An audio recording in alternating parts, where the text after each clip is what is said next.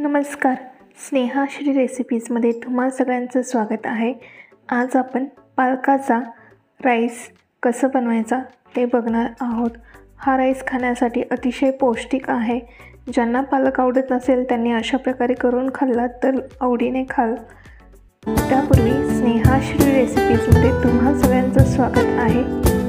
अशाच नवीन रेसिपीजसाठी चॅनेलला नक्की सबस्क्राईब करा आणि बेल आयकॉन दाबायलाही विसरू नका, जेणेकरून तुम्हाला आमच्या नवीन रेसिपीजचे अपडेट्स मिळत राहतील. चला तर आता आपण सुरुवात करूयात.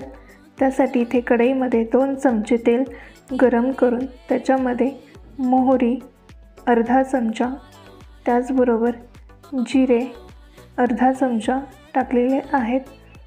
ते छान असे तेलामध्ये फुलले की त्याच्यामध्ये 2 अशा उभ्या चिरलेल्या मिरच्या टाकलेल्या आहेत.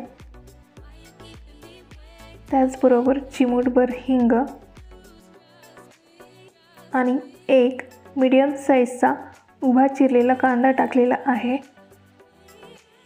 ते छान असं तेलामध्ये परतवून घ्यायचं आहे. हा राईस तुम्ही कुकरमध्ये देखील करू शकता आणि जर इथे तुम्हाला लाल तिखटाऐवजी मिरच्या टाकायची असेल तर तुम्ही त्याची क्वांटिटी देखील वाढवू शकता. इथे 10 ते 12 शेंगदाणे टाकलेले आहे. त्याचबरोबर 1 चमचा अद्रक आणि लसणाची पेस्ट. हे सर्व छान असं मिक्स करून घ्यायचं आहे.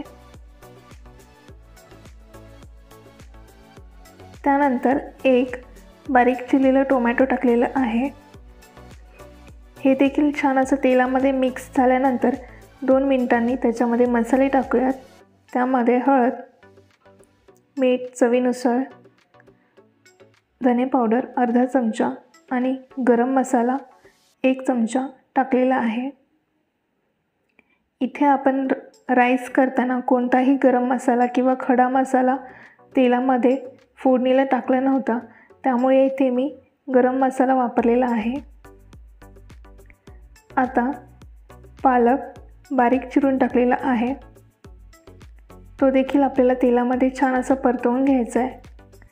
जर तुमच्याकडे कोणती भाजी केल्यानंतर थोडासा पालक उरला असेल किंवा पालकाचे पराठे किंवा आणखीन काही केल्यावर थोडासा उरला असेल तर त्या पालकापासून देखील तुम्ही ही खिचडी किंवा राईस बनवून बघा. आता आपण लाल तिखट टाकलेला आहे 1 चमचा. इथे जर तुम्हाला लाल तिखट आवडत नसेल तर तुम्ही पूर्ण मिरच्या जरी टाकल्यात चवीनुसार तिखट तरी चालेल. आता हे छान परतल्यानंतर याच्यामध्ये 1 वाटी तांदूळ टाकलेला आहे.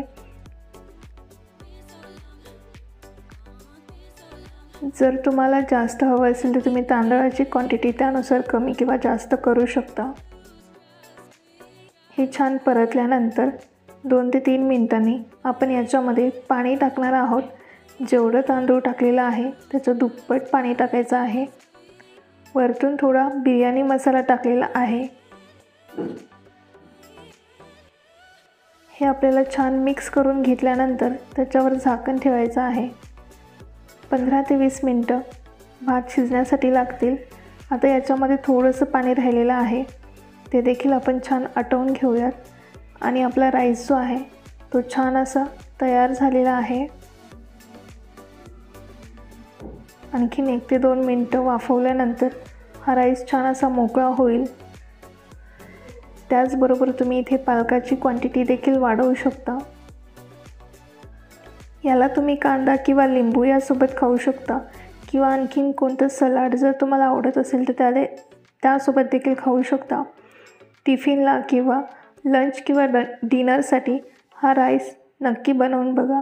जर तुम्हाला ही रेसिपी आवडली असेल तर चॅनेलला लाईक, शेअर आणि सबस्क्राईब करायला विसरू नका. त्याचबरोबर कमेंटमध्ये मला सांगा कसा झाला आहे ते. धन्यवाद.